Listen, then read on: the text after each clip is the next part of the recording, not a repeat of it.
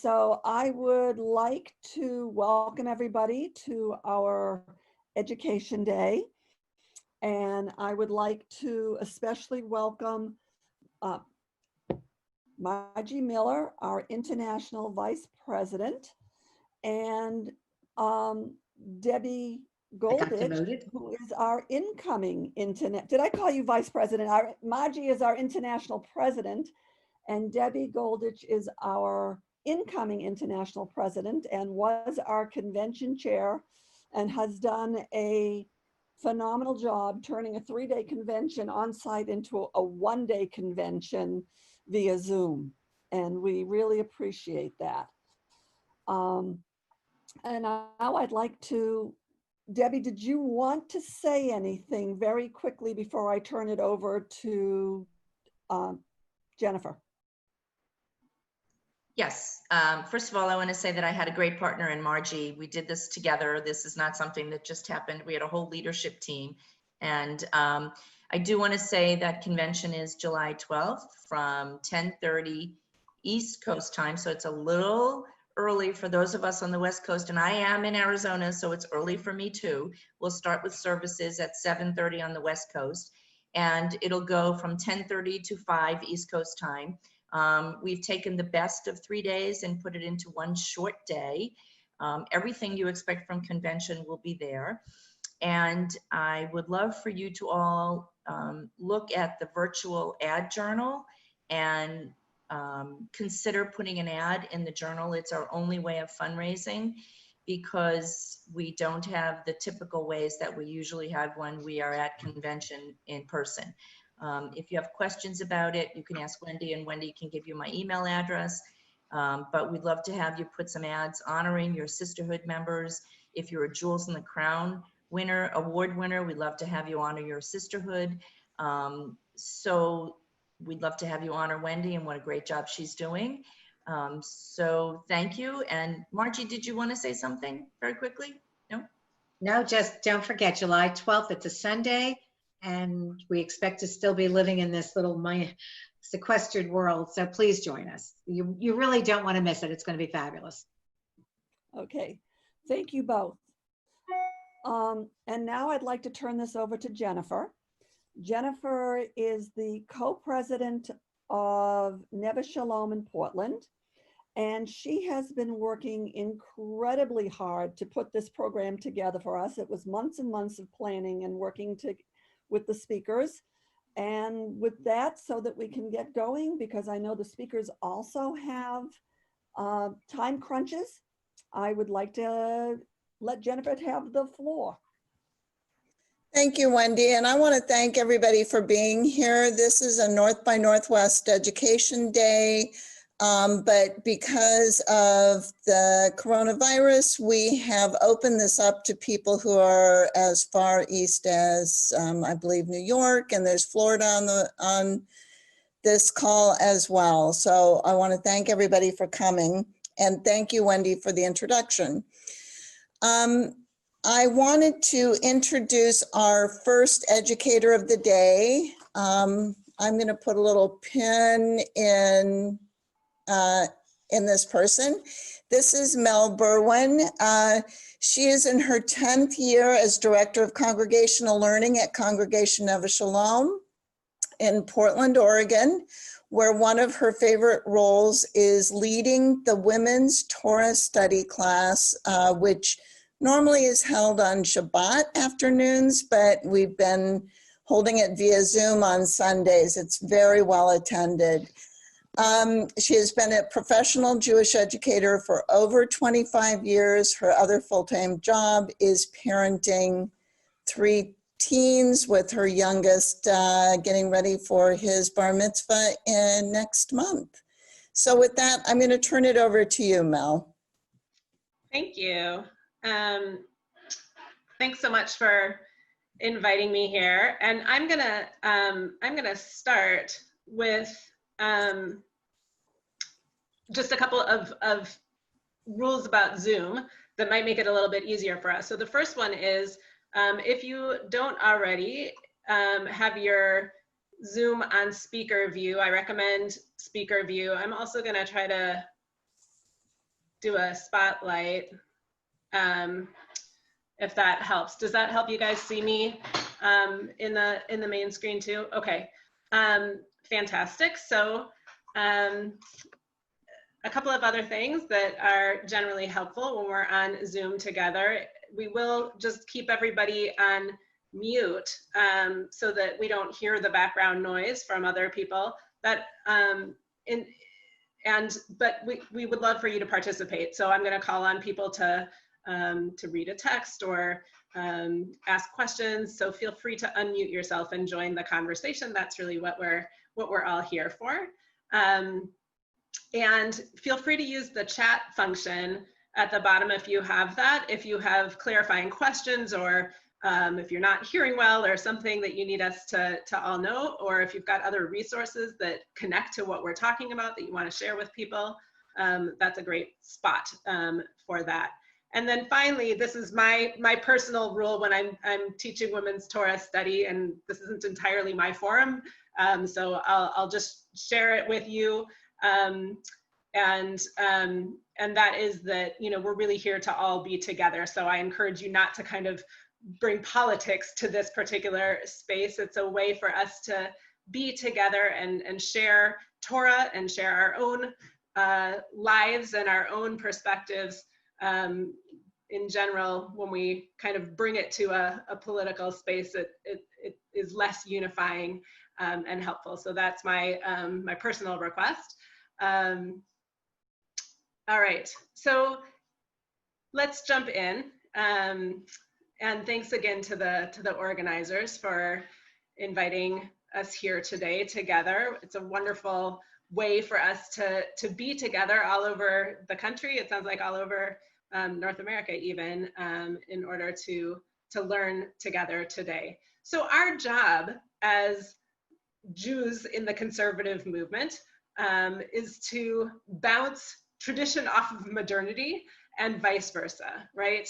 When we look at our lives, our contemporary lives through a Jewish lens, it makes our lives more meaningful and more holy.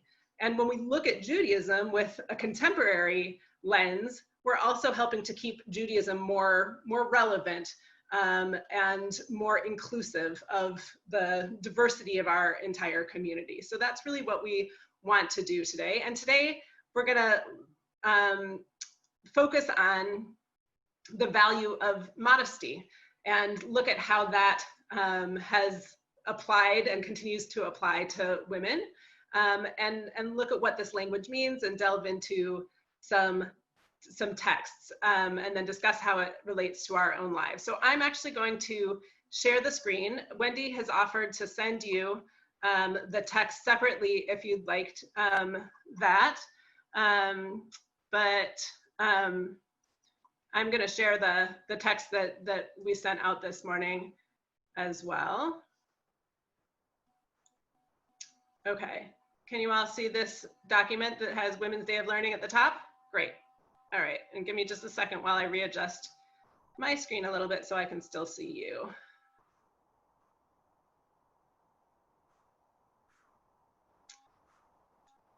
It's not cooperating. Okay.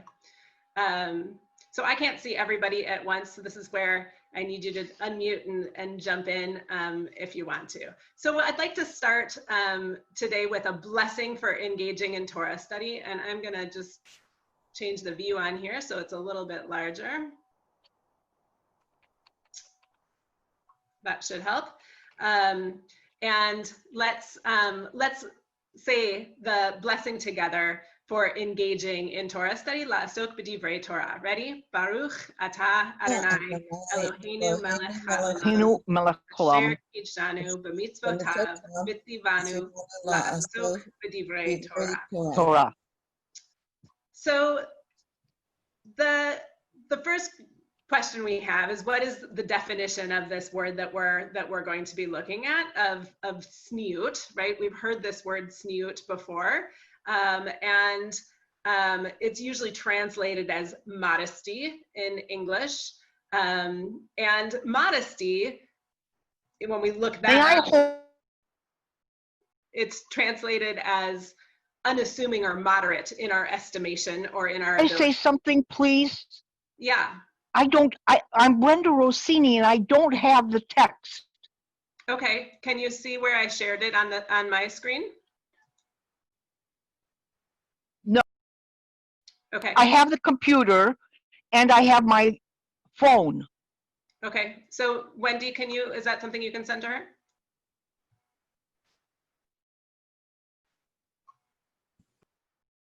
Unmute yourself, Wendy. I did. If she Okay. sends me an email right now, I will send it to her. That's why I Thank put you. the chat. Thank you. Okay, great. Thank you.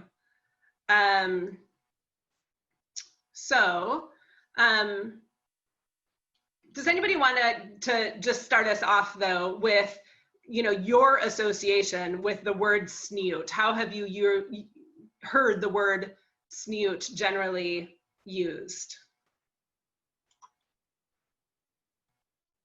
Regarding clothing. Okay, regarding clothing, fantastic. What regarding clothing? Keeping areas covered, keeping your body covered. Beautiful. All right. So keeping areas of our body covered, right? And generally, specifically regarding women, correct? Okay. Of course. What's that? I said, of course. Of course. Okay. Any other associations that you have with that word snoot or tsanua?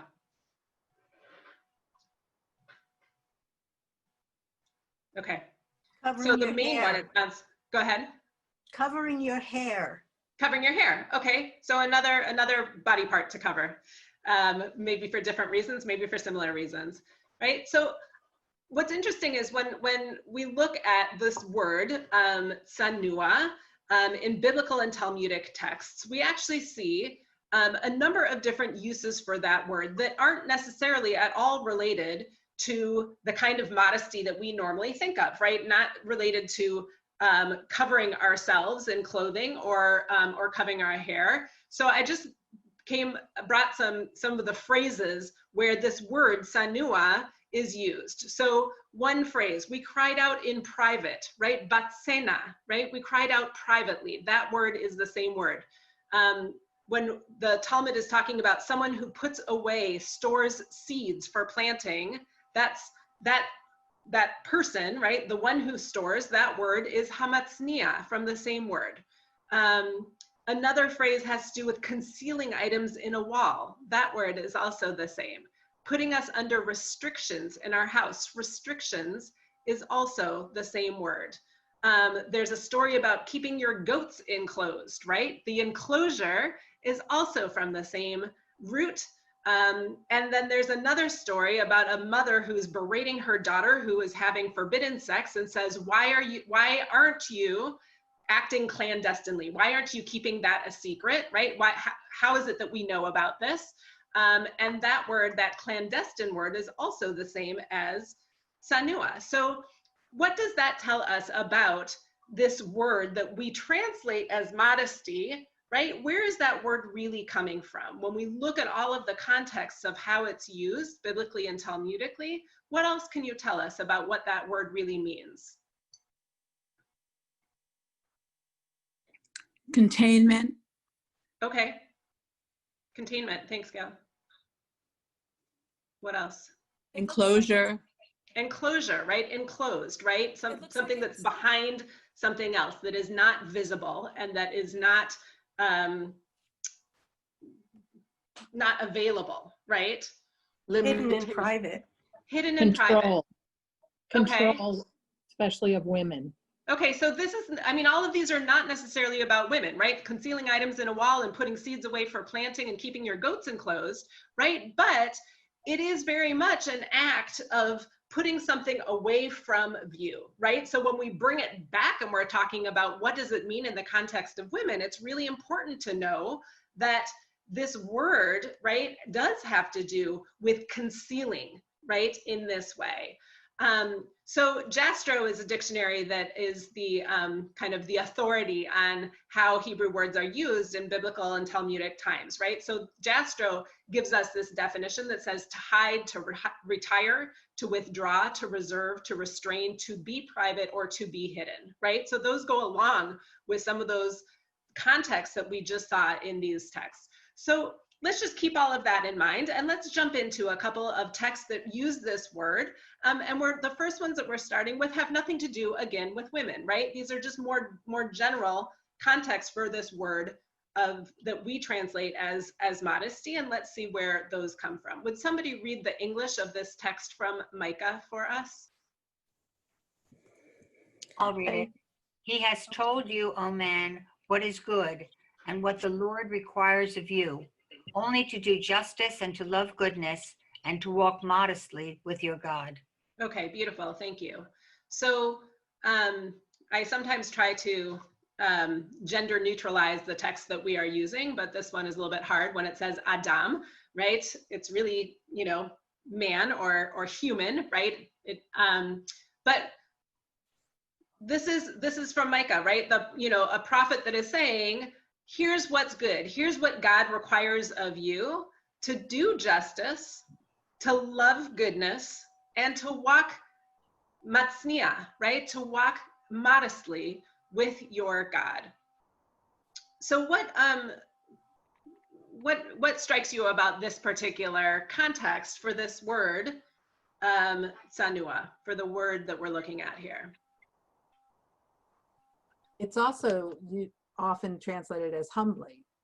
Okay, beautiful, right? To walk humbly. And we're going to take a look at, there's another word that we sometimes use for humble as well. And we'll take a look at that as well. But yes, right, those two are absolutely have a connection. So this modesty is connected to that idea of humility, right? Like to walk, I don't know, what's another word that you would use in that sentence, right? How are we supposed to be walking with God? Kind of gently, kind of, you know, without Kind of submissively. Okay, submissive, right? A little bit more submissive. Beautiful. Reverently. Lovely. Okay, so those are some other words, and that actually, you know, especially I think in the context of our relationship to God, this, you know, word is a very positive one, right? We see it very much as a kind of positive trait that we can emulate, and we understand why that would be a positive thing, which is very different from the concealed and hidden part, right, of the definition that we looked at. Let's take a look at another text. This one is from Proverbs. Somebody want to unmute yourself and read this for us, please? When arrogance appears, disgrace follows, but wisdom is with those who are unassuming. Beautiful. Okay, wisdom is with those who are unassuming, right? Why are those two characteristics connected? How does wisdom come from this modesty word, right? How does wisdom come from that? That women are limited not to say too much. Okay, so you're looking at it in kind of a negative way. Correct. So how is that wisdom? That's our wisdom in knowing our place. Okay, wisdom has to do with thinking modestly about your knowledge, that you are not the know-it-all. Okay, thanks, Irene. So, right, that's a little bit different take on it, right? I mean, even if we're applying it, you know, whether or not we're applying it in this case to women, and this Proverbs does not necessarily specifically apply to women. I think it applies to everybody, right? The idea that, you know, ego can actually get in the way of wisdom, right? So here modesty is a little bit of a tempering of ego, and saying, you know, when we recognize what we do and what we don't know, that's an aspect of wisdom, right? That if we inflate what we think we know, right, and really let our ego kind of get in the way, that takes away from our wisdom, from our ability to really be wise in that way. Does that make sense? Mm-hmm. Yeah. Michelle, Yes. did you want to say something? We can't hear you, Michelle. Hear me now? Yeah. Hear me? Yep. Okay, because I can't hear you guys anymore. But okay, I wanted to say that oftentimes, especially if you have a position of power, a job title, then people go to you with questions and they want you to be able to answer them. And oftentimes it's hard to be like, to say, I don't know, and then move on. And I think that's part of that, you know, Sanua, being able to say, this person may be a better resource for you, go to them, even if it's a person who is of a lower job title, for lack of a better term. Okay. So I think Okay, that's so also being modest and admitting, but it's so hard. The ego gets in the way very often. right. Okay, so here we have this you know, kind of additional understanding that modesty is kind of in relationship with ego in this way, right? That's a different way, another way that we can see this this word and understand it. So let's take a look at a couple more texts, and these go a little bit deeper into what modesty is about. And these are also texts that do bring gender into it, right? So far what we've looked at has not necessarily been focused specifically on women, right? The Proverbs and the Micah texts that we talked about are more general, and we can see the modesty, the snoot, as kind of a positive attribute, something that helps us temper our ego, or that helps us understand what our relationship with God is supposed to be. And we now are going to turn to look at how it's been used really specifically regarding women. And the first text is from Breshit Rabbah, from the Talmud. And this is an ancient text, right? This is from the 1st century. And somebody want to read this text for us, starting with Rabbi Yehoshua. Rabbi Yehoshua of Sichnin said in the name of Rabbi Levi, and he built is written. He contemplated from where to create her. He said, I will not create her from the head, lest she be haughty. I will not create her from the eye, lest she be coquettish. I will not create her from the ear, lest she be an eavesdropper. I will not create her from the mouth, lest she be a chatterbox. I will not create her from the heart, lest she be jealous. I will not create her from the hand, lest she be a thief. I will not create her from the leg, lest she be a runabout.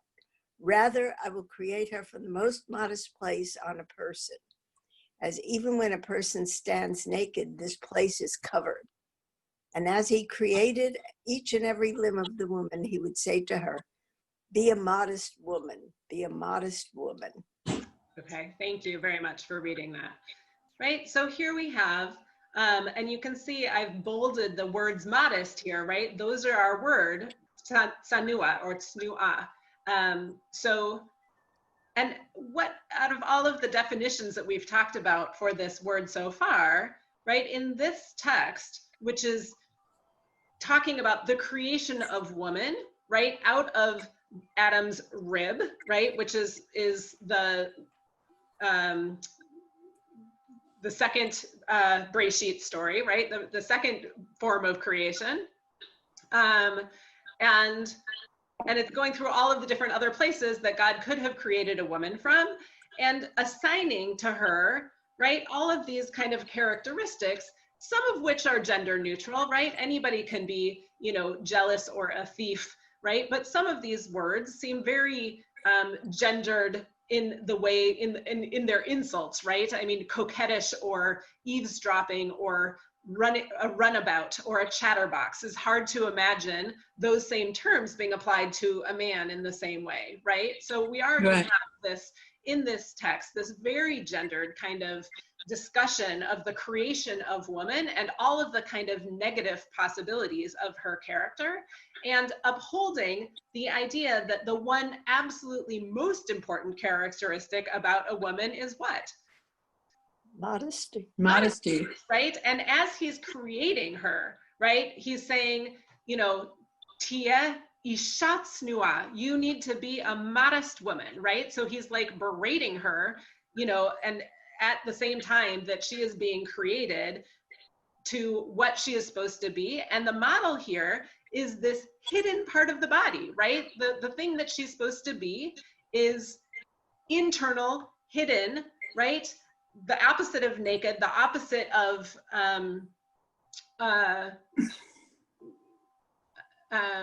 kind of external, right? And here we see how tzniut, how this word gets kind of adapted as a characteristic for women, right? That is kind of synonymous with how she's supposed to essentially keep her place, right? Keep her in place. And, you know, in a role that is very different from a man. Wendy, did you want to? No, I wasn't, not Okay. at this point. Okay. Okay. Any I would comments on? suggest that there is another line of thought in that, and that is the woman's role is to bear children, period. End of story. Okay, do you see that in this text? Yes. Where do you Yes, see they're it? limiting what she can do and what she is accused subtly of having a tendency towards. Okay. Right, and so and the you know, this very first word, right, or the very first kind of where she's not created from, right? I will not create her from the head lest she be haughty, right? I think that that's kind of like the counterpoint to, you know, the rib that she's created from, where she's supposed to be modest, right? Modest here is the opposite of haughty, but it's also this, again, kind of internal role that she is supposed to play. She's lucky she didn't get a sign from the foot. We could write our own midrash on this, right? So let's turn now to another text, and this one also, right? This one makes it even more explicit, and this is the Shulchan Aruch. Shulchan Aruch is our text that really outlines, that takes all of the sacred texts and outlines it in terms of the laws, right? Really explicates all of the laws that we have that are from traditional text. And so this Shulchan Aruch from the 16th century is talking specifically about the law for Jewish women relating to modesty. So somebody wanna read this one for us? What is law? I can do it. Thank you. What is law or customary behavior of Jewish women? It is the custom of modesty that the daughters of Israel have practiced. And these are the things that, if one did one of them, she transgressed the Jewish religion. She goes out to the market or to an open alley or in a courtyard through which many pass, and her head is uncovered.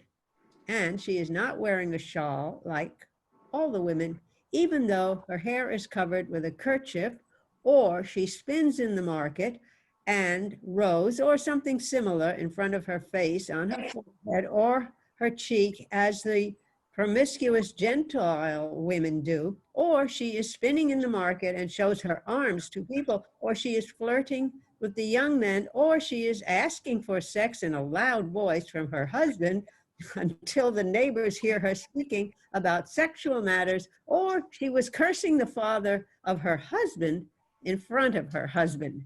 Okay, thank you. Beautiful reading. So what do we have here, right? This text is taking the custom of modesty, right? And it's very likely not creating these traditions, but it's spelling out what is already essentially believed in being practiced, right, in the Middle Ages here. And what are some of these categories, right? How would you kind of categorize these things that are being called kind of the opposite of modesty? Right? What are the transgressions to modesty that are being named here? Flirtatiousness. Showing off. She's showing off. Okay, showing off, flirtatiousness, great. What else? Showing of the arms, I think, is really interesting. Okay, so specific body parts that she's not supposed to Right. show. Showing her sexuality. Okay, so like being, yeah, you know, being too loud about her interest in sex from her husband, right? These are the things that you're supposed to keep hidden, right? Whether they're, sexuality, whether they are, parts of her body, or whether it is, kind of unbecoming behavior, or, indiscretions, right? So again, right, this is kind of a long way from the, modestly walking with our God, right? There's a lot of room in between what we might mean by walking modestly with our God and these particular kind of prohibitions and ways that women specifically are supposed to behave, right? And again, these are very, these particular rules are very specific to women in this case.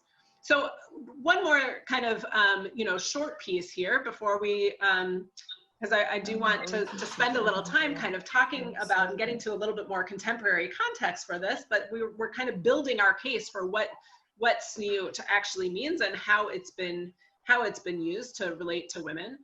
Somebody had mentioned the word humility, right, which is really important. So I want to just bring in that word too, because it's often paired with modesty. Humility here is anava or anavut, and we know it most from the line in Bamidbar that says, now Moses was a very humble man, more so than any man on earth, right? And we know that line because it's considered kind of an oxymoron, right? Did Moses write that own line about himself? And if he did, then how could he possibly be humble if he's saying, I'm the most humble man on earth? But leaving that aside, right, and just kind of understanding it as, a character trait, right, again, that we are supposed to emulate, this anava, this humility. I want to look at, kind of the positive side again of humility and what that really means. So somebody read for us this verse from Genesis. And it came to pass after these things that God did test Abraham and said unto him, Abraham, and he said, here am I. Right, beautiful. So this is famous, right, as the beginning of the story of the Akedah, of God testing Abraham, and Abraham saying, Hineni, I'm here, right, here am I. And then Rashi goes on to join in, right, and interpret what that Hineni means. So keep reading, read the next part, Rashi. Hineni, this is the response of the pious, an expression of humility and readiness. Okay, so here's Abraham being called anava, right? Abraham is being called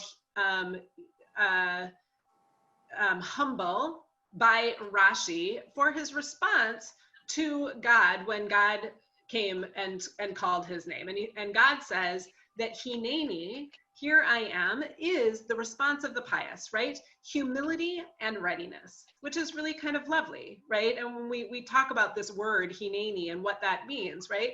But we can kind of feel it as this like showing up, right? I'm showing up and I'm ready for this relationship. I'm showing up and I'm ready, for this holy moment. I'm ready, God, for whatever it is that you have called me for, right? Which is a little bit different than I think we would necessarily kind of come up with if I asked you, what does humble mean, right? It wouldn't necessarily be, kind of ready to show up for, for our greatness. But that's really what has been called upon Abraham to do in this case. And so I want to add just a couple of more texts to that, right? About the kind of the flip side of what it can mean to be humble or to be modest, but also to not necessarily give up our power, right? Because when we were looking at these texts on modesty, a lot of it is about being hidden, keeping quiet, right? Not taking up more room than we're supposed to take up in this society. And this is giving us a little bit different kind of side of that story. Wendy? So going back to the modesty thing, since you brought it up again, well, this was going on up through Rashi during the court of, I think it was Louis XV, when women started wearing those powdered wigs. Jewish women started doing that. And there was this huge furor over whether or not that was immodest. And it came to one of the prominent rabbis who looked at them and said, using these texts about women and modesty, Jewish women are not immodest. Therefore, wearing a wig is not immodest. So while they may have at one point been holding women back, they were also turned around and used to say, yes, they can. Nice. Okay. Right. So, and yeah, I mean, there are a lot of different aspects of modesty that we could look at, right? We could, and in our women's Torah study that we do at Neve Shalom, right? We have looked at different aspects of this, including head covering, and when and how women have been encouraged, Jewish women have been encouraged to cover hair, and what, cover our heads or cover our hair, and what the different kind of aspects of that are, for sure. There's a lot of different traditions and a lot of different interpretations of that as well. I've always found it interesting that from something that was immodest and people were trying to keep them from doing it, it became something required. Right. Okay. The kind of the different sides of that coin. Okay. So let's look at this next text, Leviticus, which is also a famous text, right? We have it several times. But speak to the whole Israelite community and say to them, you shall be holy, for I, Adonai, your God, am holy, right? How does that fit with the text that we read above, right? This idea of hineni, that we, are called on, for these moments, and that it's up to us to show up with humility and readiness, right? Like that's the model. How does the idea that God is holy and therefore that we are holy, how does that fit together with that?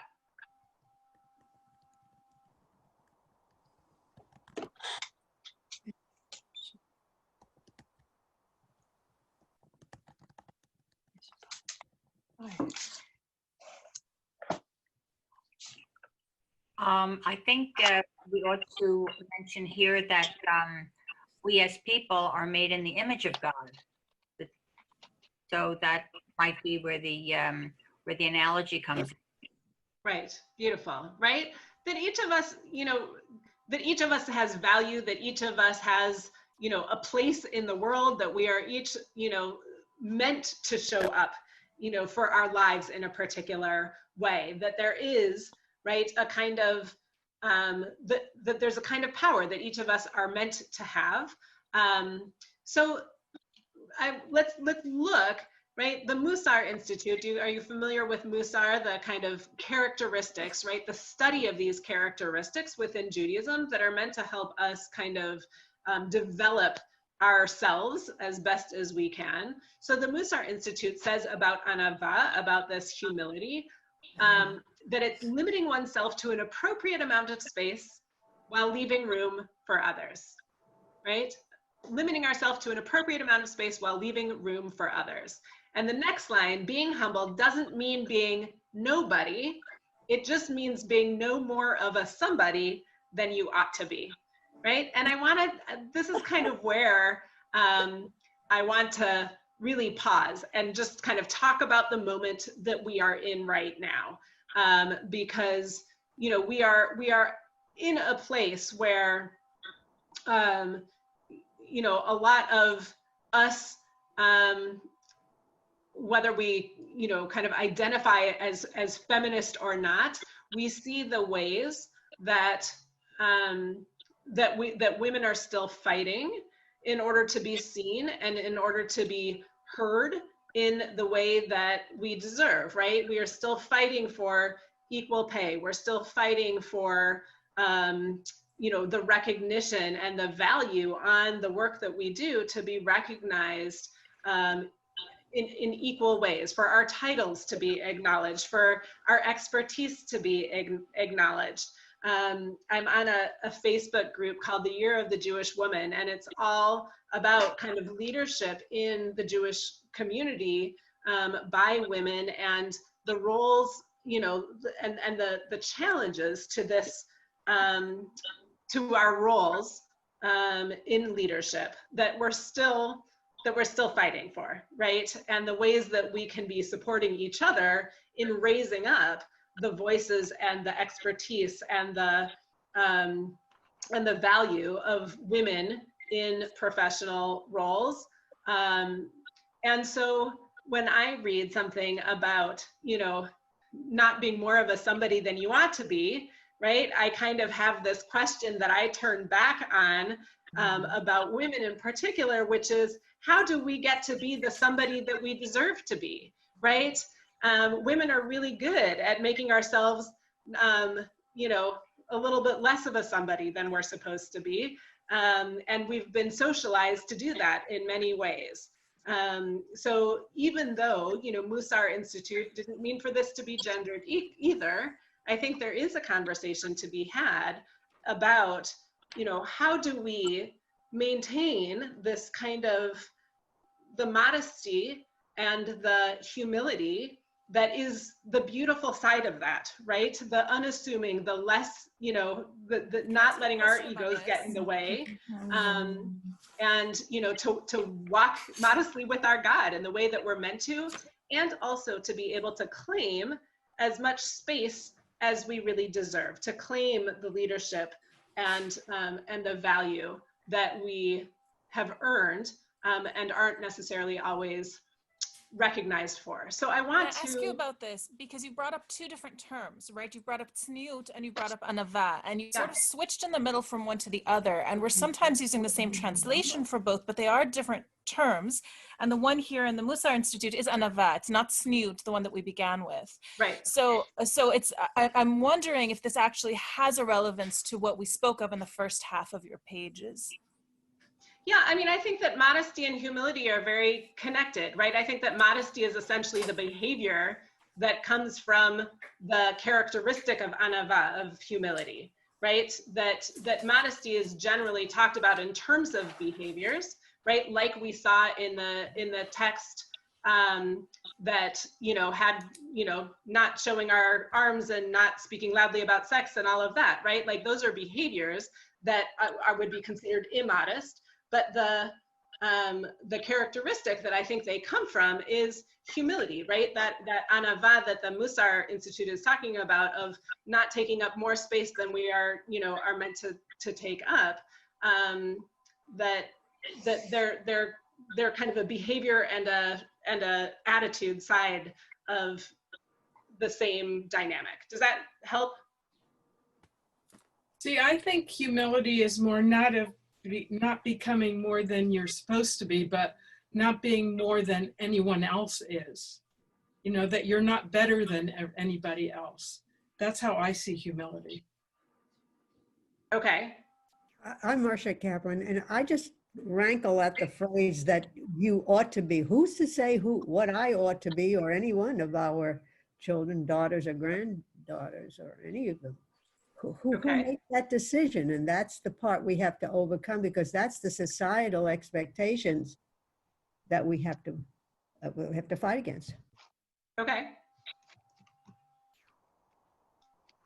So thanks. Let's I actually want to kind of spend a little bit of time with you. We've got a little bit of time left, and I just want to see whether it's possible. Wendy, do you know if we can do breakout rooms on your, I don't see it. I was hoping, sorry, it's next to the recording thing on mine.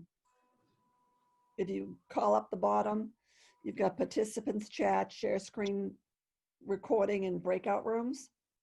Yeah, I don't see the breakout rooms on mine, but maybe maybe that's something that you can do for us then. I can try.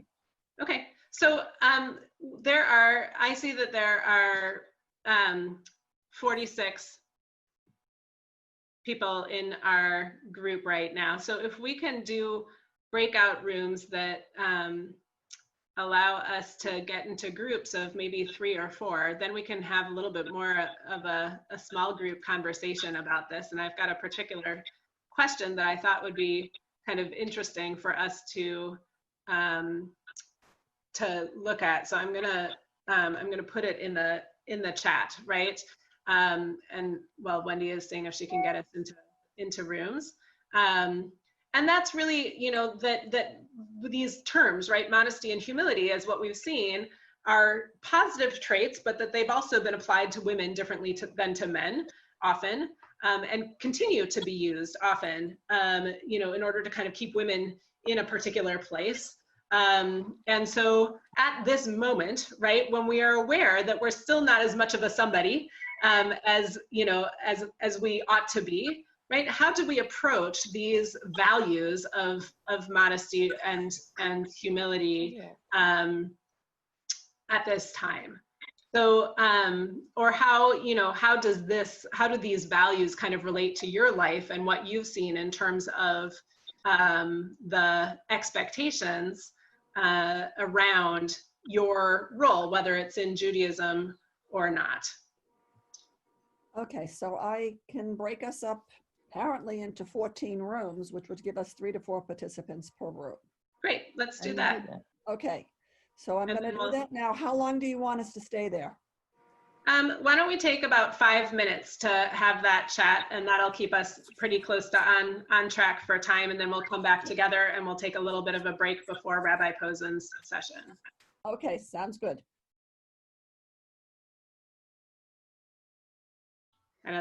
There's a few seconds left, but it'll kick everybody back into the main room. There we are. Because somehow there was 14. Well, I think we're back up. Two accomplished exactly nothing. Hey, Mel? Yeah. I just wanted to say our group never got the question. And I even sent a chat room text saying, what is the question? So we never discussed the question. Yeah, we never got the question either. Sorry about that. I put it in the main chat before we went out. It never came through. Okay. Okay. Sorry about that. Because I was checking. Well, I hope you had a good conversation anyways. It was lovely to meet the people that were in my breakout room, and I hope you got to kind of use it for a little bit of chat time. I'm sorry that you didn't get the question. The idea was really to get to talk a little bit about, you know, this intersection of modesty and power at this moment, right? Especially as it relates to women.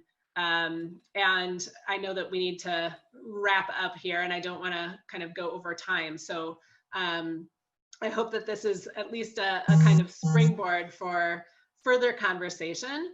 You know, there are many ways that I think in our culture right now that we were talking in our group a little bit about, like, social media, right? And the ways that social media, you know, kind of encourages people to strut their stuff in certain ways. And how can that be, you know, a tool for the good, right? And a tool that really does help us to amplify important voices in our world without necessarily kind of going overboard in terms of, you know, in terms of strutting our own stuff, right? Like, you know, kind of putting too much out into the world, right? It would be interesting to see a different version of the idea of modesty as it applies to, you know, to Facebook or Instagram, right? And what it is that we share and how that we share it and how we lift up each other's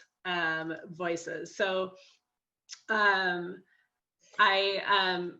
I hope that this is good food for thought as we go on, and Rabbi Eve is going to continue the conversation with us in a little bit different way that also is relevant to this moment. So thanks, everybody.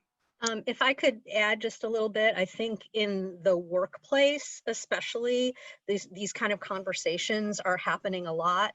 And I happen to be the diversity and inclusion lead for my company at my office. And, you know, making everybody's voices heard, whether it be somebody who's a woman, somebody who is LGBT, somebody who is Black or Asian, is really important in the workplace now, at least in the best companies that people work for. And I think that this idea of showing everybody's voices and making sure everybody's heard is something that is really prevalent in society right now. So how does that equate with the messages that we're hearing about women and modesty? So I think it's a really interesting track of discussion. Absolutely. Thank you. Exactly what we were kind of heading for. Thanks. I want to thank you, Mel, for those really interesting and pointed texts to really get us thinking about some very, I don't know if deep is the right way to say it, but just give us the historical context of being Jewish and having those texts to help us as we move forward into the future and into our worlds and into our education of children and grandchildren. It's really good to have that context. So thank you very much. Now I would like to introduce all of you to Rabbi Eve. And I'm just going to do a real quick bio for Rabbi. Rabbi Eve Posen serves as the assistant rabbi at Congregation of Shalom here in Portland, Oregon. She teaches, preaches, engages, and plays with all generations of the synagogue community. Born and raised in Detroit, Michigan, Rabbi Eve attended the University of Michigan in Ann Arbor, where she received a BA in Judaic Studies. She also holds a master's degree in experiential education from the American Jewish University's Fingerhut School of Education and rabbinic ordination from the Ziegler School of Rabbinic Studies. She is the co-author of Pirkei Imahot, Wisdom of Mothers, Voices of Women. In 2019, Rabbi Eve was honored to serve as the Global Justice Fellow with American Jewish World Service and has become an advocate for justice work for community members of all ages. She is also the current chair of the Oregon Board of Rabbis. Rabbi Posen is married to Duncan Gilman and their children, some of my favorites. Shiri and Matan are a constant source of inspiration. And with that, I'm going to turn it over to you, Rabbi. Thank you. Hi, everyone. It's good to be here. I have my virtual background on because as we're doing this, I call her Mora Jennifer because she was my kid's Mora. And I can't just call Jennifer. As Mora Jennifer was saying, I have two small children, so the only place in my house where I have quiet is my bedroom. And I figured this is prettier. There's a rainbow there because it stormed the other day.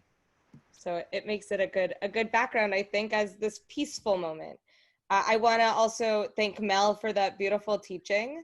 It's always a pleasure to work together with you and to have that learning as the background for the conversation that's going to come next, I think is really important because there's one understanding of tzniut and modesty and anava and the different ways that we hold space in the world and the different way that we're told to hold space versus the way that we're told stories about women in our tradition. And the way that the rabbis in particular thought of women is really interesting, and it changes over time, but it also holds in it, I think, a bias about who women are and what we could be doing. So I thought that we would look at, originally I said, let's do two women. And I thought Yael, I love the story of Yael, and she drives a stake through Sisera's head. And then we would talk about Vashti. And as I was just going through my stuff just a little bit earlier today, my texts as Mel was speaking, I thought I'd really actually rather just dive into Vashti because it's such a fabulous conversation to have.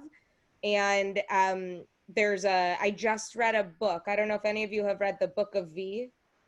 Any of you? Thumbs up, the Book of V. If you haven't read it, you need to get the Book of V. It is a take on the story of Vashti and Esther set in 3 different time periods.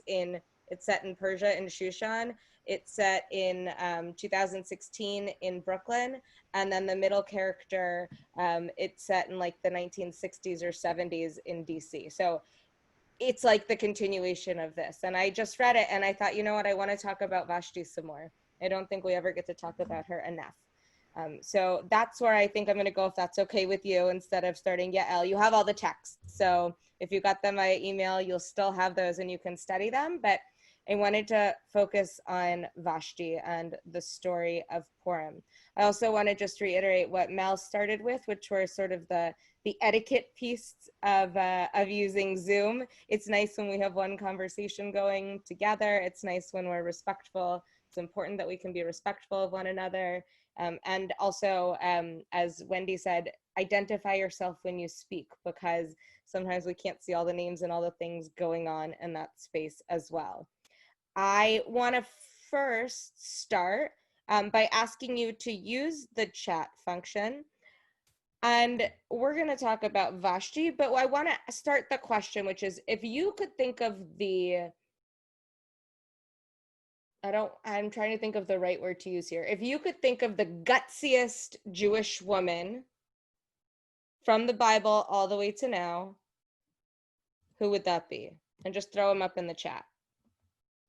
The gutsiest, bravest Jewish woman throughout all time. Just throw it in the chat if you can.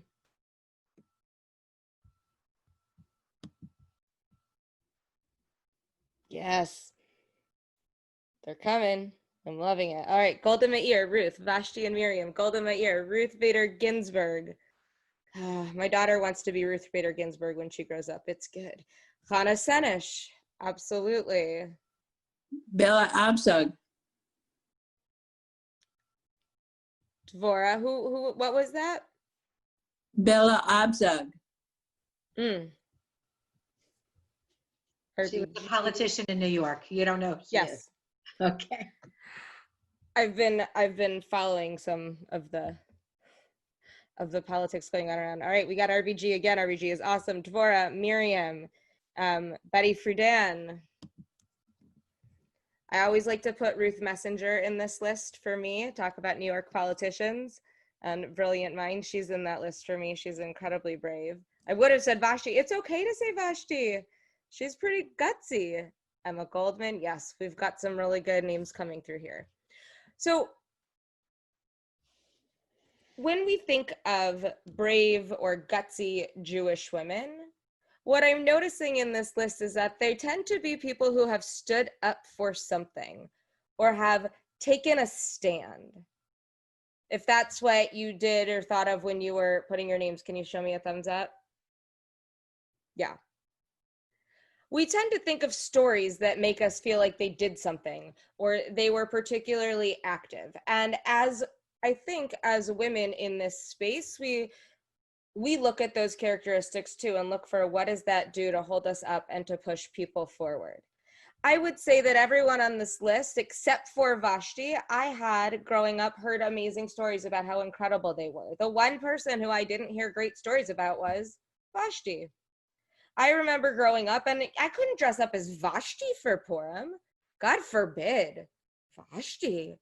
She was evil. Like, she had this terrible story told about her. And it wasn't until I was older when I started to learn that the story that I was told, right, Vashti said no to the king and she was awful and she wasn't listening, was not actually the story at all of who Vashti is or what her role was in that story. And so I've sort of become on this mission as a rabbi, as a mother, to a daughter, to really think about what is the story that we tell and how must we be careful of the stories that we were told to not let them perpetuate our world moving forward in a negative or in a misrepresented context.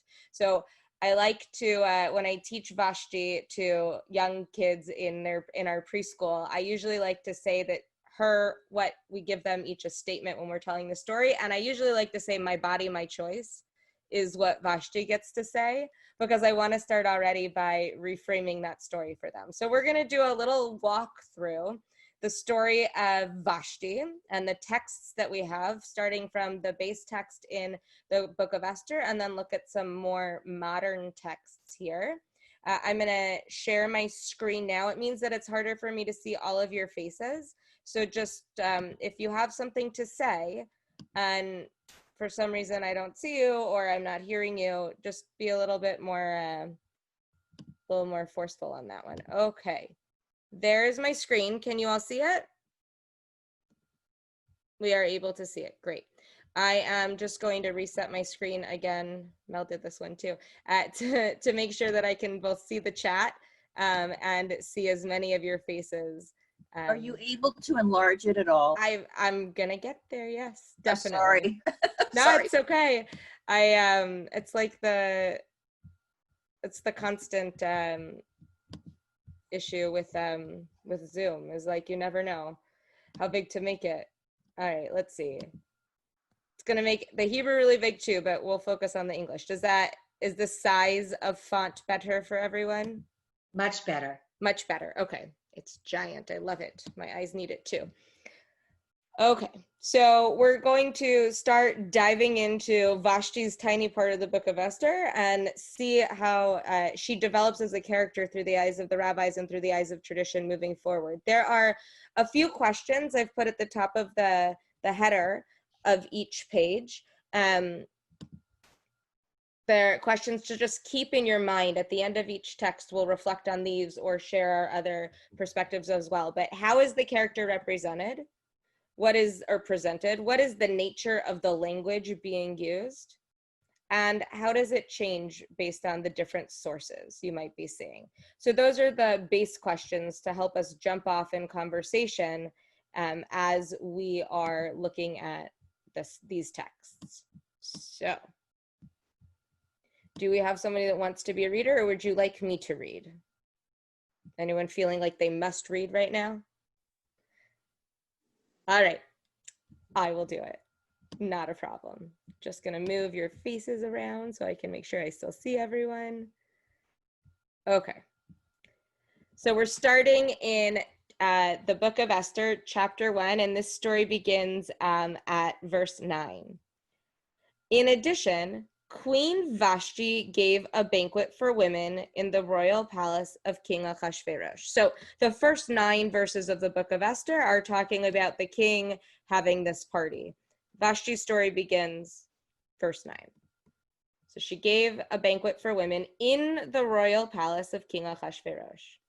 On the 7th day, when the king was merry with wine, he ordered Mehuman, Dizeta, Harbona, Bigata, Agarata, Zethra, and Carcass, the 7 eunuchs in attendance on King Achashverosh, to bring Queen Vashti before the king, wearing a royal diadem to display her beauty to the peoples and the officials, for she was a beautiful woman.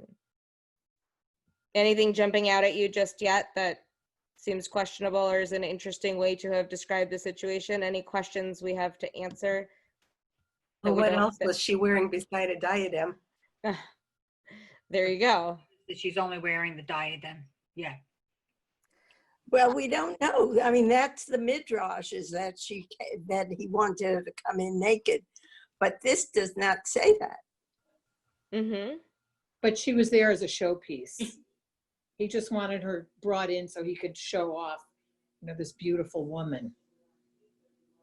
And why He's did also sending an awful lot of people to bring her, like bodyguards or posse, or like they're gonna, beat her up if she doesn't come. Who knows? Right. Like I'm seeing in the chat too, right? There's the king is drunk at the time. So something that stands out here is that they made sure to say that it was the 7th day when he was merry with wine. So there's there's like drinking happening there. Why are there 7 eunuchs that have to go and get her and bring her? Why did they only mention the diadem? Why didn't they mention something else that she was wearing? Is his intent, I mean, what is this idea that he wanted to display her beauty to the peoples and officials? And then what was the need for saying, for she was a beautiful woman? That's almost redundant there, right? To display her beauty, for she was a beautiful woman, they're one and the same in this point. So would she have been the only woman in that space? She's sort of being treated as a trophy here, I'm seeing there. Also, was Vashti Jewish? So King Achashverosh was not Jewish, and Vashti was also not Jewish, but she plays this role in the story. This was the Persian society. And I also think, sorry, Rabbi. No, go ahead, Michelle. The fact that he waited 7 days, right? So all the important people, everyone else he had wanted to introduce was probably already introduced by that time. She's being brought as if she's Well, first of all, she's being brought by force and coercion. Like, you will appear and you will do this. And like, now that he's drunk, he wants to show off a facade. The beauty that she has is a facade. It's if she had an important role as an advisor, or if she had more importance in the situation. Most likely there weren't other women there, but perhaps there were other women there in prior days who were also guests, who had importance because they were rulers or whatever their role was. But it's a seventh day. So, like, hey, look what I have versus, and I can control her. Right. Which he will find out he cannot, but, at this point he thinks he can. Yeah. And the diadem is a thing of beauty too, is a question too, right? Is that another thing? So is the beauty, to show off her beauty, is that showing off the beauty of the diadem, or is it showing off the beautiful woman? Are there two separate things here? These are great questions. Let's see where it goes from here. But Queen Vashti refused to come at the king's command conveyed by the eunuchs. The king was greatly incensed, and his fury burned within him. Okay. She says no. He gets angry. Then the king consulted the sages, learned in procedure, for it was the royal practice to turn all who were versed in law and to turn to all who were versed in law and precedent. His closest advisors were Karshena, so hard in the English, Shathar, Admata, Tarshish, Meres, Marsena, and Memucan, the 7 ministers of Persia and Media who had access to the royal presence and occupied the first place in the kingdom. So we've got the 7 and 7. Notice there's these 7 ministers and the 7 eunuchs. So, and the 7 days. We're seeing a recurring theme of 7 here. Are the eunuchs a symbol of force, was a question that came through in the chat. And I wonder what you think about that. Do you think they were sent as a symbol of force, or do you think that they were sent simply as that's who you send to do these things? Anyone have any answer on that one? Weren't the eunuchs the people who took care of all the wives? So they were the keepers of the harem. Because they weren't a threat to the king. Right. They were probably less forceful than sending bodyguards or armed men in, right? These were just his helpers. They were the women's helpers too, right? Sending the eunuchs, the ones who take care of the women and help them with their hair and got them to be beautiful, the beauty products and all of that was more, you think maybe he sent them because he thought that she would just come with them because of that relationship that they were having. It wasn't weird for them to be in a women's space. Whereas, like, if he had sent his advisors to go and get her, that would be a different kind of conversation here. So he turns to these ministers, and they're the ones who have all of this knowledge about what's happening, and says, what he asks shall be done according to law to Queen Vashti for failing to obey the command of King Achashverosh conveyed by the eunuchs. Thereupon, Memucan declared in the presence of the king and the ministers, Queen Vashti has committed an offense not only against your majesty, but also against all the officials and against all the peoples and all the provinces of King Achashverosh. For the queen's behavior will make all wives despise their husbands, as they reflect that King Achashverosh himself ordered Queen Vashti to be brought before him, but she would not come. Okay, what's going on there?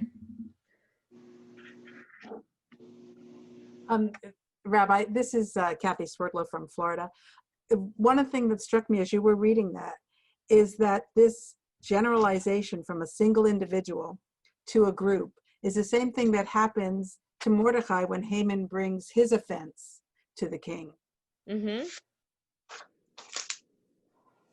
I think that's a recurring theme, I would say, not just with women, but in all groups of people over all time and, wherever we are. And in this particular instance, it became one woman said no. So now, of course, she's speaking for all women. And the punishment is not like, he asked what should be done to Queen Vashti. And the response was, well, all women are going to be like this now. Like, hold up. She's not her own person. she's now representative of everyone, and there's no understanding there. And the idea I see in the chat, women are possessions here.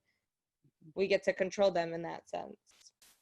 They're also saying she's a role model for all of the other women, because if the other women hear about it, or when the other women hear about it, they behave. And for those of you who can't see me, I'm Wendy Glasser.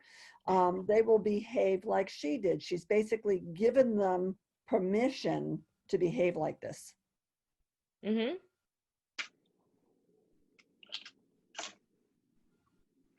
But we don't know what Queen Vashti has done in the past. I mean, this was after 7 days of drinking. So, you know, there's no context for Mamukin. I'm not sure if I'm pronouncing his name right, but he makes this generalization, and you don't know if he's basing it on things she's done in the past or if it's just this one offense. Mm-hmm. This is also, it seems like a comic text, right? So there's an awful lot of hyperbole and exaggeration, and this is supposed to be funny, you know, and especially this passage, several things about this passage really seem that way.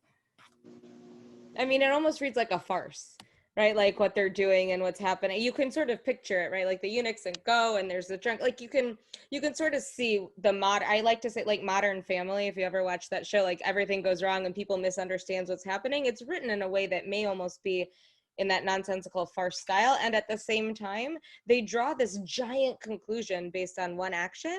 And it changes the whole course, not only of how Vashti's story is told, but how women are treated or the fear that they have moving forward. So what happens as they go on?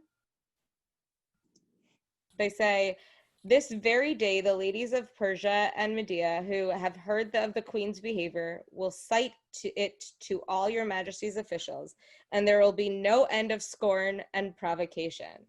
Okay, so now they're just fearful that like everyone's gonna hear about it and they're gonna have to just keep talking about it and deal with everything that comes from that. If it please your majesty, let a royal edict be issued by you, and let it be written into the laws of Persia and Media so that it cannot be abrogated, that Vashti shall never enter the presence of King Achashverosh. And let your majesty bestow her royal state upon another who is more worthy than she. Okay, interesting word there. More worthy than Vashti. What they've just said, though, is Vashti doesn't get to be worthy anymore because she didn't, you know, she wasn't submissive and the way that he wanted. So now they flipped the story into Vashti's worth was only tied to her willingness to do what the king says, instead of her worth is the fact that she stood up and spoke her mind for something that made her uncomfortable. Then will the judgment executed by your majesty resound throughout your realm, vast though it is, and all wives will treat their husbands with respect, high and low alike. The proposal was approved by the king and the ministers, and the king did as Memucan proposed.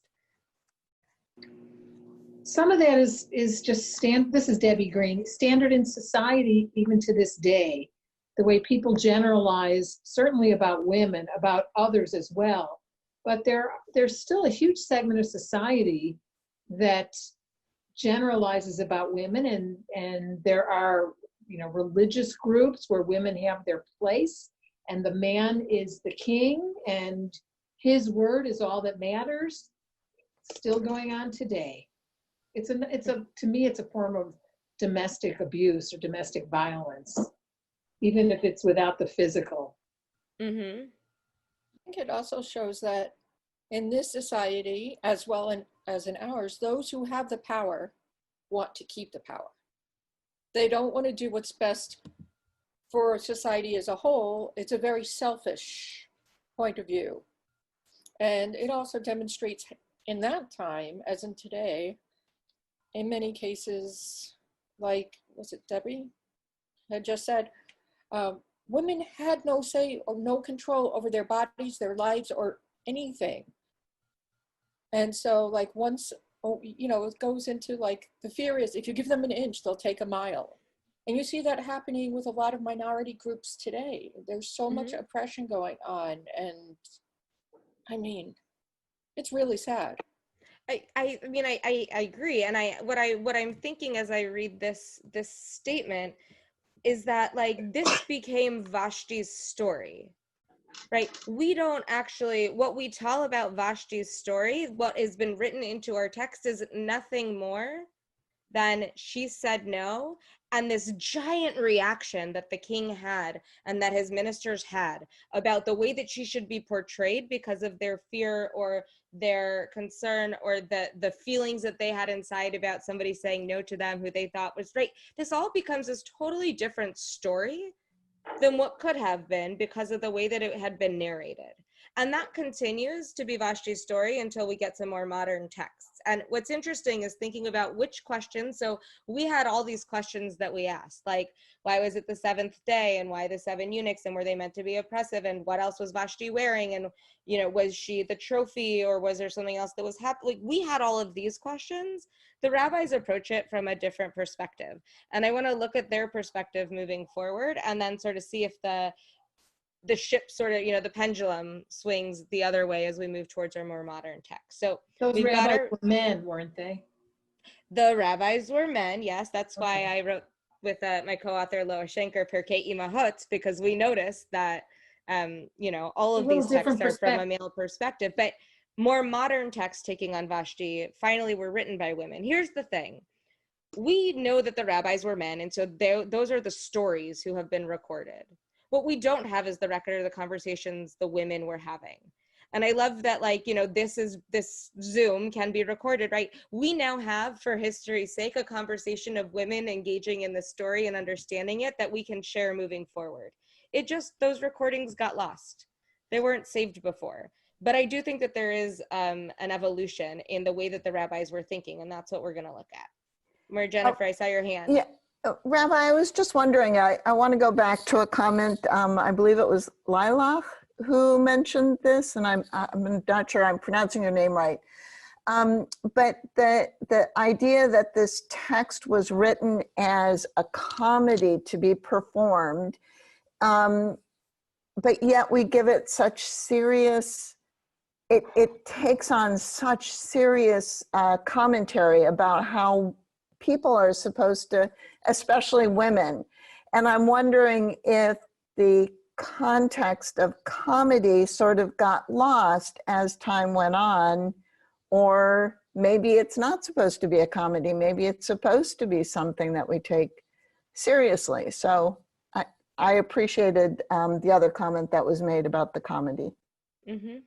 Absolutely. Well, and I think that that's part of the conversation of Purim, which is already such a lighthearted, supposed to be this very lighthearted holiday, but really we're talking about genocide, like murder and all these other things in there. Where's the balance of how the story is being told? And even if it's a comedy, is the action right? We've got all those questions sort of circulating as we're reading what was happening there. Can I ask a question? Go ahead. Marcia, I almost forgot what I was going to ask. If these, in the end, we know that the rabbis who wrote the ending of the story elevated a young woman and restored her to a sense of honor. And she was a modest woman. That's our modesty issue. So that the rabbis may have been male and may have written the story, but they came to the right conclusion about the woman at the end, I think. I mean, I think if I had, you know, another hour, we could also look at Esther's story and see how that was looked at too, and the way that that's changed too, because I think that it's a yes and for both women.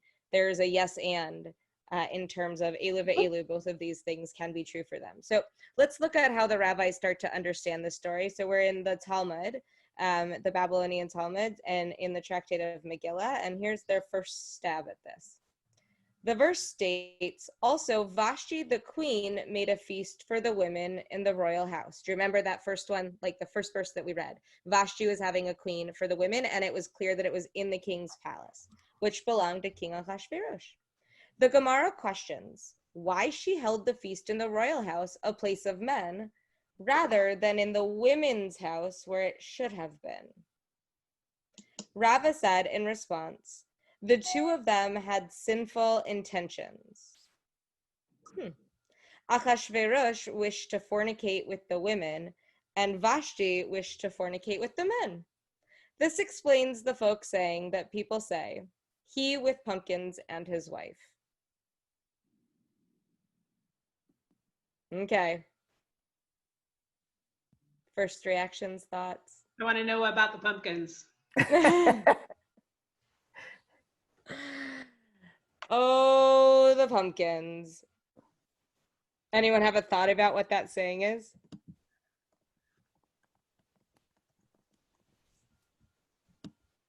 Is it that he wanted his wife and other women at the same time? Could be.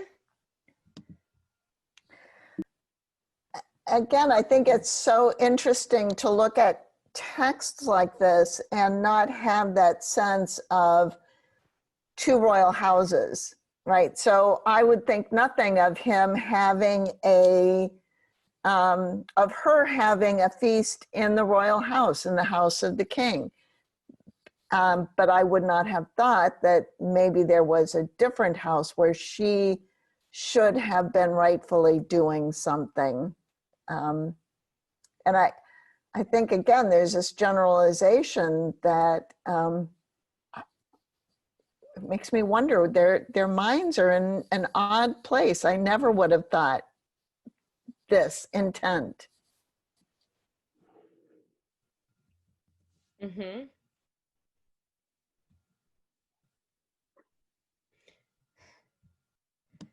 So the pumpkin thing, it's common throughout the Talmud.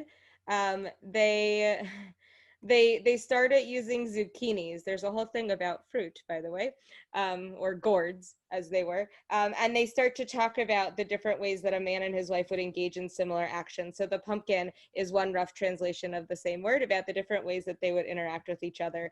And oftentimes it's a euphemism for having sex and sexual relations.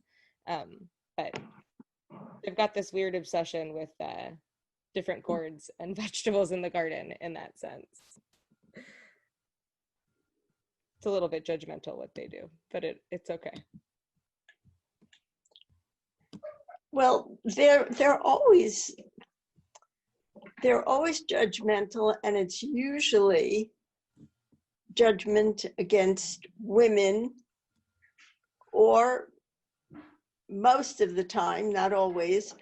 And when rabbis do not like someone or want to blame them, they make stories up about them that go into the Midrash, and they're really very derogatory.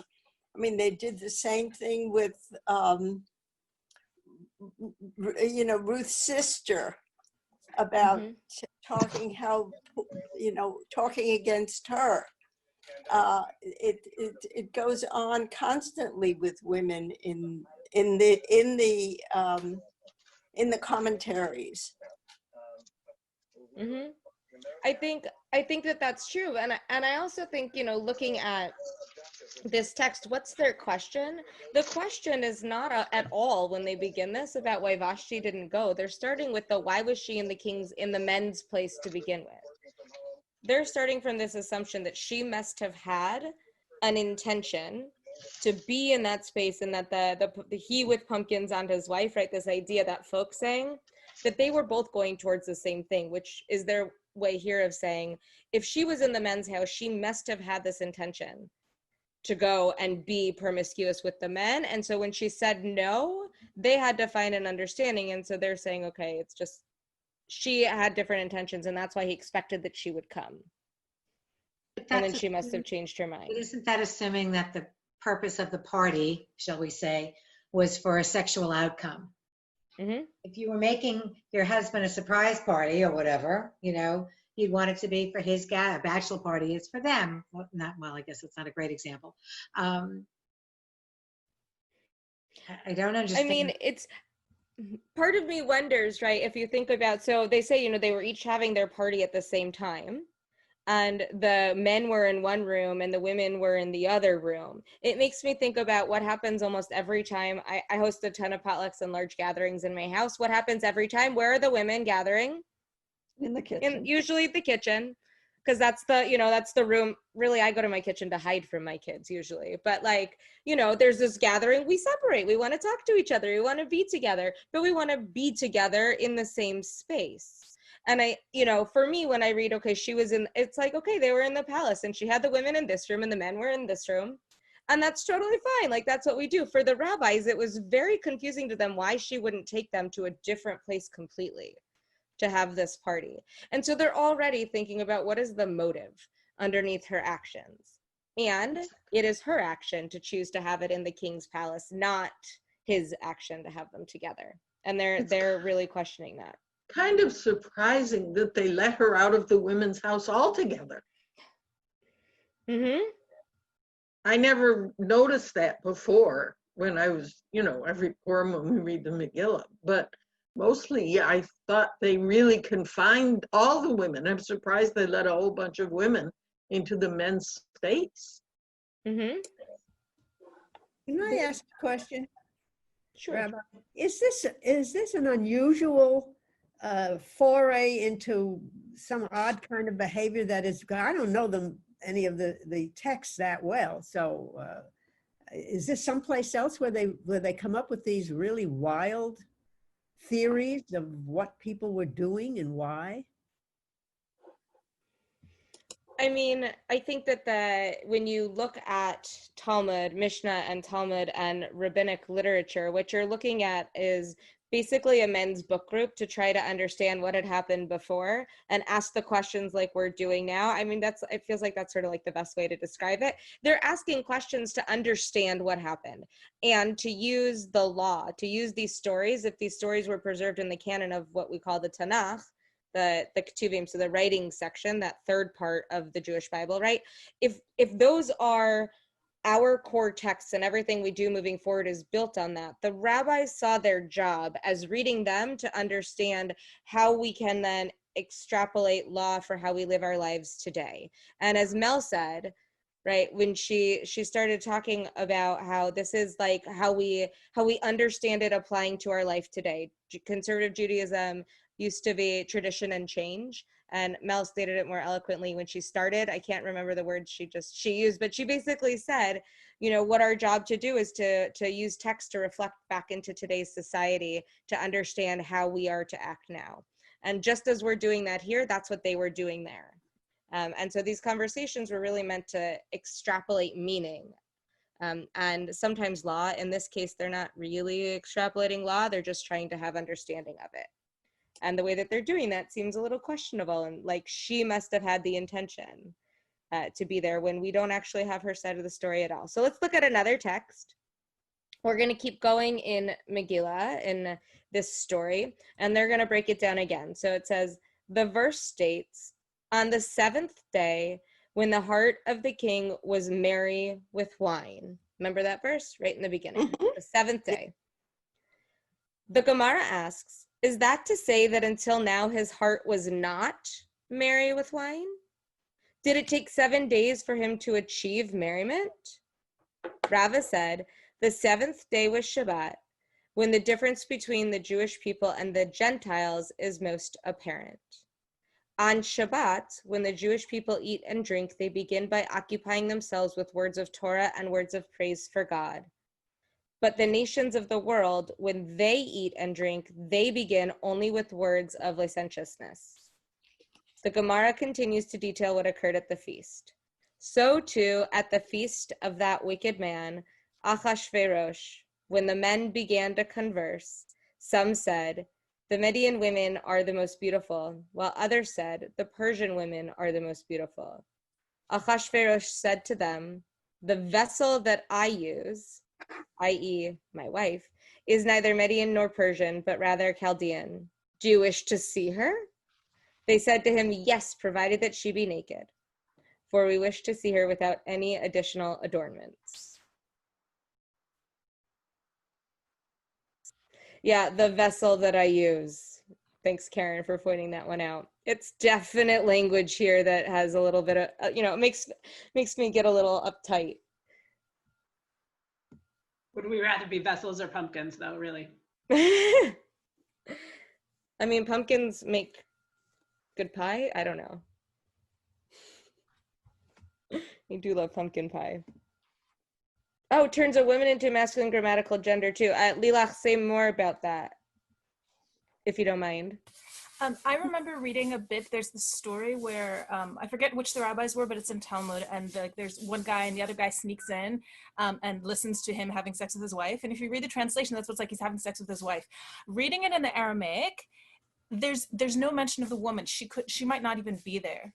It turns, like, if you're really reading it, it's like he's laughing and chatting. It doesn't say with his wife. He's laughing and, whatever. He could be talking to himself. The woman just disappears. And so I'm looking at this also, and I'm looking at it, where was it? Klisha ani mishtamesh bo. The vessel which I use, and this is a masculine gender thing, and it completely makes the woman herself disappear. Not nearly as much as in that story about the person hiding under the bed, but in a lot of ways also, and the changing the gender of the object makes it like it not even not even feminine. Not even human. Not even human. It's not a matter of feminine or not, just not even a human. It's an object. It's a vessel. Right. She's not, this is Michelle. She's not even brought forth because of being beautiful, as well as having a good mind and as an advisor, somebody, all she's there for is almost, it's pornographic. There's no other way to put it. She's objectified. She's a vessel. He would probably let everyone in the room do her if they wanted to, because they encouraged him to bring her forth so that they could drool over her. It was all for their own self-satisfaction, for lack of a nicer way to put it. And it's sad. I don't know how else to put it. It makes me look poorly upon our rabbis that this is what they're emphasizing in someone who is supposed to be a helpmate according to Torah. I think what's so interesting about it though is that they do start from Shabbat. They start from the seventh day. Like, they're going to this place, and you think, right, when you read it, is that to say that, I gotta scroll down because I'm looking at all of your faces. Okay. Is that to say that until now his heart was not merry with wine? Did it take 7 days for him to get there? Rava says, oh, it was Shabbat. And this is how we can see a difference between the Jewish people and the Gentiles. Right there, what he's saying is that, I mean, I think implied in there is that the Jewish people celebrate Shabbat. And so we wouldn't have gotten to day 7 and gotten to the point where King Achashverosh was, because we would be bringing in Shabbat and making Kiddush and going into that holy space. And here this king, who is a Gentile, is on day 7. And because he didn't go to shul, right, he didn't have any of that, he's saying, okay, on Shabbat, we eat and drink and we occupy ourselves with words of Torah and words of praise. But the nations of the world, i.e. King Achashverosh, right, they drink, they just get into licentiousness. So what he's trying to say is, like, see this king and see the whole way that he's objectified Vashti. That's because he's not one of us. We would never do, and yet they're still having this conversation that totally objectifies Vashti and turns her into a vessel and goes in that route. But I have to work hard to remind myself that, like, that first statement of Shabbat means that we may have acted differently is their way of trying to say, we have trouble with this too, and now we're going to try and understand it. Doesn't make it right. Doesn't mean that they always do that, but at least I can read in that space and sort of hear, like, okay, if this were a Jewish party, they would have gotten to Shabbat and they all would have, had their challah and their learning and their Shabbat, and this wouldn't have turned here. Instead, they got to this place. And yes, I see it more, Jennifer. Yeah, the demeaning the other is a really big issue, and it happens all throughout our text. And often in our text, women were the other. I mean, you saw just from the story in actual Magilla, right? Women were seeing, when Vashti said no, they were terrified that now all the women are going to do these things, and they demean her and all women in that way. The same happens here. It doesn't make it right. It is sort of the trend that we see as we move forward. Also, King Achashverosh, points out, oh, she's Chaldean. She's, different. She's exotic. And then they say, yeah, we want to see her, but she has to be naked because we have to know this for sure. So you can just see all of this, like, what are we going to get out of this? What is the dare that they're having? Okay. If So the king, Esther Rav, oh, if go the ahead. king isn't, if the king is not Jewish, how do you know for sure this was a Saturday and not a Sunday? I mean, they're trying to understand that when you say seventh day, right? It's a really good question, right? Because I had the same question, when I read it, and we know that whenever there's the number 7, we're usually talking about going into Shabbat. So the rabbis are sort of living in their rabbi-centric world as opposed to the bigger picture. Realistic? Yeah. Okay. Yes. So Esther Rava is a midrashic read. It's adding more flavor. So just like the Gemara, the Talmud that we were reading, was meant to sort of extrapolate law or give deeper understanding based on the story itself. Esther Rava is doing a little bit more with the story and reading in to fill in different pieces that may have been left out. So here's how Esther Rava takes this on. But Queen Vashti refused. She sent and said to him words that touched his heart. She said to him, "If they see that I am fair, they will try to make use of me and kill you. But if they see that I am ugly, you will be denigrated through me." She was speaking subtly to him, but he did not understand her subtlety. She was pricking him, but he was not pricked. She was speaking subtly to him, but he did not understand her subtlety. She was pricking him, but he was not pricked. They say it twice. She sent and said to him, the edicus, one found guilty in court of my father's house, were not judged naked.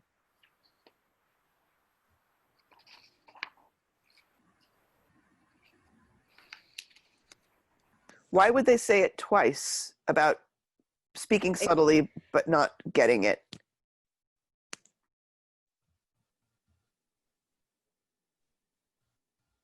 This is Karen. Yeah. Maybe because he see your didn't name get it muted. the first time. So he didn't get it the first time, right? That could be part of it. The saying it twice is also one of those things when you, if you look in Torah, when there's something really important or they really want to emphasize it, they say the same word twice. So like mot yumat. The shorish is met, is to die, mavet. Mot yumat means surely he will die, but it's just the same word twice. It's the emphasis on that, like that's actually going to happen. And so there's some emphasis happening here. Were they trying to suggest that maybe he was a little bit dense? Just a little? Just a tiny bit. I'm curious also, when I read this text, it made me immediately think of Abraham and Sarah. When Abraham goes down, the first time when Avram, he goes down to Egypt and he's fearful and he says, "Tell them you're my sister, not my wife, because I want to save you. You're so beautiful. And if I tell them the truth, I'm worried that they're going to kill me so that they can have you." And you see that, I mean, if they see me, they will try to make use of me and take you, right? It's that same apologetic behavior of this whole thing had to happen. And here they're actually, for once, this is a later text, right? It sort of is saying, like Vashti was saying, I'm trying to save you here. I'm not going to come because I don't want to deal with this. I don't want to be in a place where I put you in danger. It's the reverse of Abraham and Sarah, where Abraham puts Sarah in danger by asking her to lie. Then he ends up in trouble himself here. But also it makes clear that he was drunk. So it's not surprising that he didn't get something subtle. Yeah. But for once, this one is not necessarily blaming Vashti. So you've gone from the Talmud where there's this a little bit of blame or this focus on the nudity and the other aspect. And now here we are, Vashti refused. Why did she refuse? She actually had good merit. She was trying to save him. I mean, I wish they would have also said, by the way, she refused because she's not going to be objectified and this is totally wrong and she was in all of her, right? I wish they would have gone there. They didn't. But they did go to this place and say, like, listen, she was trying to do the right thing here by everybody, which is a change in the way that the text was looking at it. So there are, the last is a little bit more modern interpretation. So both of these are in the 20th century. Just beautiful pieces. I think I found that, for me at least, that start to raise Vashti into the mainstream. And Vashti's story really didn't come into the mainstream until probably the 90s or early 2000s. It was then when you started to see this resurgence of women talking about Vashti and Vashti's banquet and this understanding of what her role really was, because for so long it had been pushed out to this villainous story, this situation. So in this text, Esther, your story begins not with you, but another woman, Vashti. Vashti is the also beautiful first wife of King Achashverosh, who, upon refusing to make herself available for the king to show her off to his guests, is functionally excommunicated. Vashti's refusal is a puzzling one as a queen. She likely knew that the consequences of disobeying an order from her king would be one of life or death. She refuses anyway, as if choosing death is better than being a beautiful object to be gazed upon.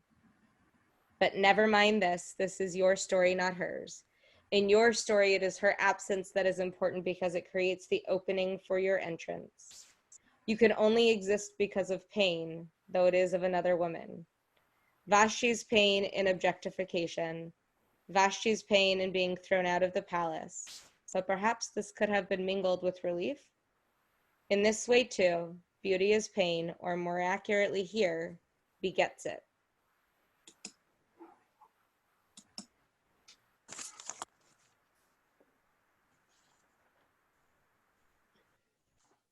Any thoughts on that one? Anything strike a chord with you? It's certainly different than the stories we grew up with. Mm-hmm. I mean, we call it the Book of Esther, and so much focus just ends up being on the Book of Esther, and here the writer reflects back and says, actually, Esther, I know it's got your name, but the story begins with Vashti. For had she not been that strong person who stood up and said no, had she not said, I'm not going to do this, Esther would not have had a moment in the palace. The whole thing would have been a totally different story. Who knows what it would have been like? Mm-hmm. And the rabbis don't ever ask that question, like, what would have happened without Esther, or how did we get there? But in this new modern take on it, we're starting to ask those questions. I'm also struck by the necessary competition that Vashti and Esther are necessarily in the structure of the story set against each other, and that dividing women from each other is one of the ways that we are weakened and isolated.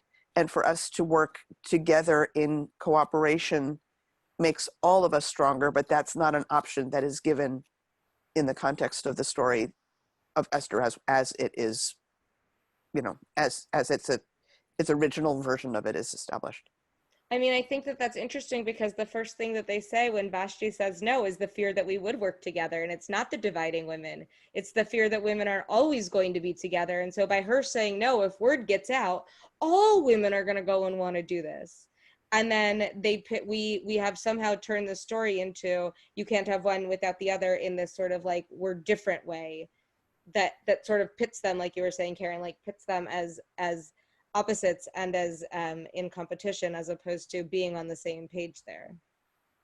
Totally.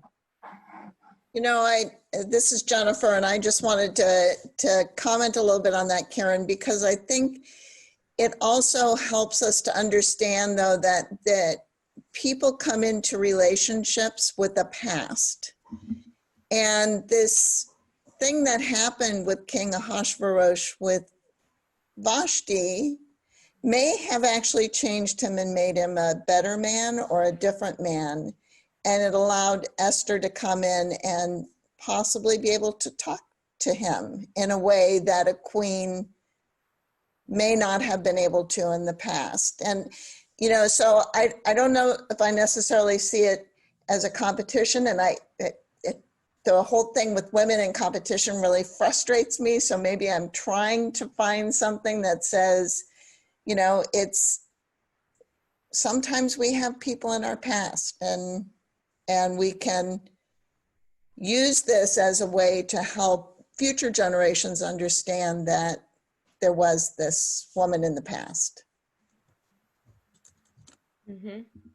Well, excuse me, this is Wendy. Excuse me. One of the things that I take away studying it this way is the rabbis had to justify this, right? What did Esther do that was different than Vashti, right? She basically broke the rules too by coming to the king when he didn't call for her. And she's rewarded for it. And she's manipulative. I mean, she comes to him, but she comes to him, and when he lets her come in, she says, well, I want to invite you to a party. She doesn't go and say, I'm complaining. She's learned from what happened to Vashti, but she's still breaking the rules. And the rabbis are vilifying Vashti because they have to justify Esther. Mm-hmm. And what Jennifer said about, maybe what happened with Vashti changed Ahasuerus. There is a verse after he sends Vashti away that says he regretted it. And they decide to cheer him up by having him a new competition for a new queen. But when he sobered up, he may have said, what the devil did I do? And how do I not do this again? Mm-hmm. So so it's interesting, the Book of V, which I mentioned at the beginning, I just put that in the chat, by Anna Solomon. It's a fascinating reframe, exactly, Wendy, what you were just saying on Esther, and did the king actually punish her for coming in, and were there other ramifications in her life, and was it as rosy as our picture has been painted, or were there these other pieces to it? It just came out in 2016. So it's a brilliant, exactly where you were going, which is we've reframed the story of Vashti, but we've forgotten to reframe the story of Esther too, to think about what are the ramifications of her actions. And perhaps she wasn't, we don't have, the rabbis aren't creating more Talmud. I mean, modern rabbis are, but we don't have their conversation on Esther and what that we do. And we don't have this different take on what it could have been like. And so I think that it's fascinating to think about what all the stories of all of the women are that we tell, and the way that our perspective, or really anyone who's other than our experience, the way that our perspective colors that. And it changes throughout time, just like ideas of modesty and ideas of who we're supposed to be or what is the right way can change. Our stories need to change with us too, and we need to be telling them in the light that highlights the power and the strength of not only our tradition, but of the people who fought to get there. So I see that we're close to time, and I want to be mindful of that. This last little piece here, I'll scroll so that you can read it all as one, but I want to make sure that I turn it back and save room for questions or comments or whatever needs to be done to end our session on time. Thank you.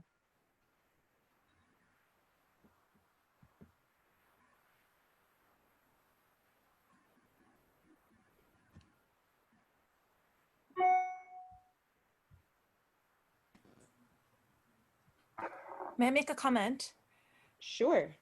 The previous thing, the one, talking about Esther and having to come, Vashti's absence is being necessary for Esther's presence, and somebody made a comment on that too. And I was thinking again about, how to turn that thing where the two rabbis in the room where one was having sex, and it was like it was a conversation between two men. The woman was not even there. And I'm remembering this, I don't know, I think it's called the Bechdel test, of whether in a movie there's two women who talk to each other. And the Book of Esther fails that test.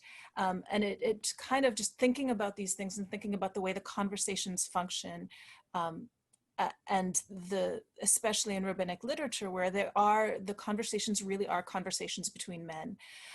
And I feel like that comment about Vashti's absence being necessary for Esther's presence, I feel like the next step in the midrashizing of that story, or of making a conception of this story, is to put those women together in a way where they can converse with each other and respond and react to each other, not over a man, not over the king, but as independent actors.